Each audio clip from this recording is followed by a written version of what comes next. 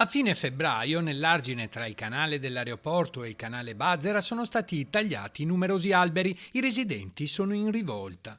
Un taglio indiscriminato che alcune associazioni ambientaliste non hanno digerito ed ora minacciano un esposto in procura. Sorpreso anche il presidente della municipalità di Favaro Veneto, Marco Bellato, una volta informato dell'accaduto. Sì, è stata una sorpresa in quanto circa 2 settimane fa siamo stati avvertiti da parte di alcuni cittadini che stavano tagliando degli alberi in Puntalunga a Tessera, al che ci siamo subito informati.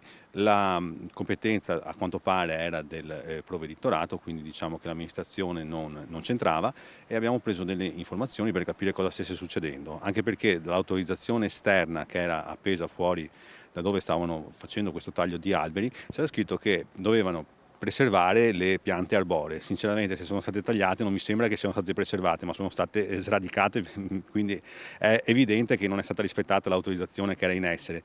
In ogni caso non sta certo a noi stabilire chi sono i responsabili, anche se è evidente che di fronte a quello che è accaduto, che riteniamo sia uno scempio, qualcuno dovrà pur rispondere, perché ci saranno delle responsabilità precise, insomma. La strada che collega dal ponte vicino al forte Bazera e arriva alla Punta Lunga è uno degli ultimi angoli intatti del territorio. Per i cittadini che da sempre vanno a passeggiare lungo l'argine, le piante erano sane ed utili per abbattere la rumorosità e l'inquinamento prodotto dal vicino aeroporto di Tessera. Proprio domenica scorsa, in occasione della Domenica Ecologica, abbiamo piantato 5 alberi nel parco di via Agnoletti, il Parco Cavalieri della Repubblica d'Italia, per dare un segno importante di quanto sia importante il verde nel nostro territorio. E assistere a questo scempio, francamente, ci ha lasciato molto sbigottiti ed è giusto che si prendano dei provvedimenti.